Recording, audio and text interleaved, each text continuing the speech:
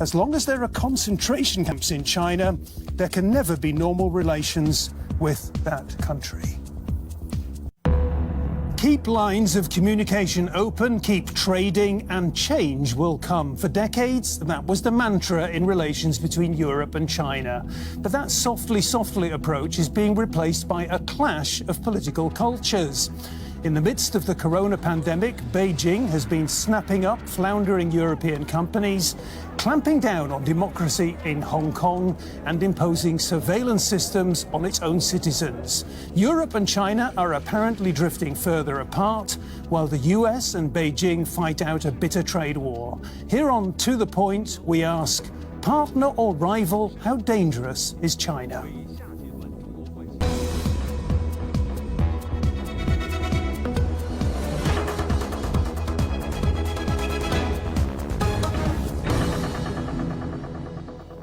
Well, thanks so very much for joining us here on To The Point, where my studio guests are political scientist Didi Kirsten Tatlow, who believes that China will do away with liberal democracy if the West allows it to.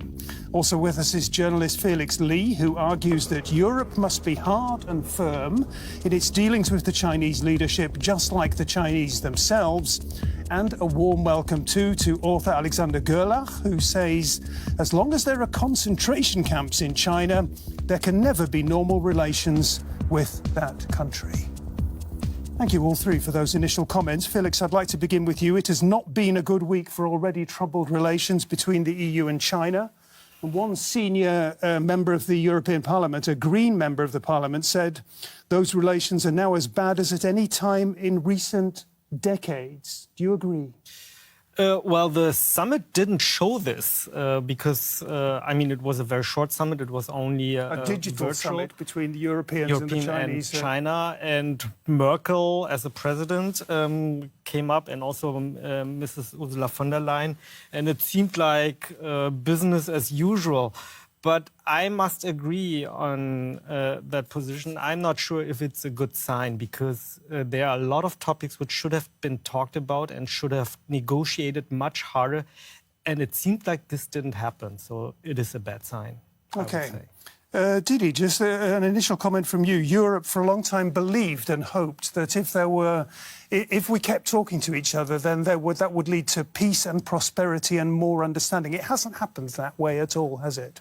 No, it hasn't, because the realities of power are much tougher than that, unfortunately. And I think the challenge of dealing with a communist party such as the Chinese one, which is really forged in huge amount of conflict and underground activity as well, are really almost, I don't want to say beyond the capacities of liberal democracies, but I think they certainly stretch our capacities to the very limit. Alexander, let's bring you in. In the last year or two, the EU has gone over to describing China as a systemic rival. What does that mean? Well, I mean, China has deployed its own ideas in international institutions, for instance, in the United Nations, where they propagate their own idea of human rights, which is basically one which is without any civic rights. It's mostly like social rights. You say, like, we give you something to eat and that you should be thankful for. So China has been undermining the liberal institutions, not trying to abolish them, but like to be like changing the games of the rules of the game. You're nodding, Kirsten. Just to give us an idea about, on top of all the things that you've talked about already, what role does the corona pandemic play in all this?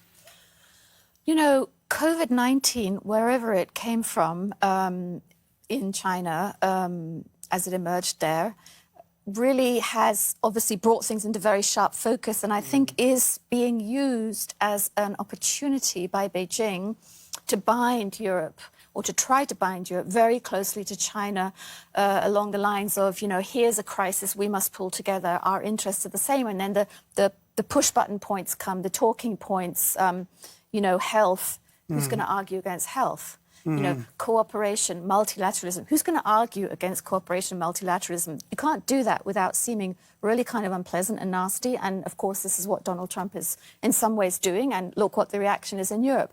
But, you know, again, the realities of the power realities behind these arguments coming out of Beijing are such that I think that we really need to question ourselves much more strongly about how we're reacting. But for the Americans, meanwhile, Mike Pompeo has said there has been an awakening because of Corona and because of China's aggression Yes. in trade and Absolutely. diplomacy. Well, I think trust has plummeted. People are horrified, and no wonder.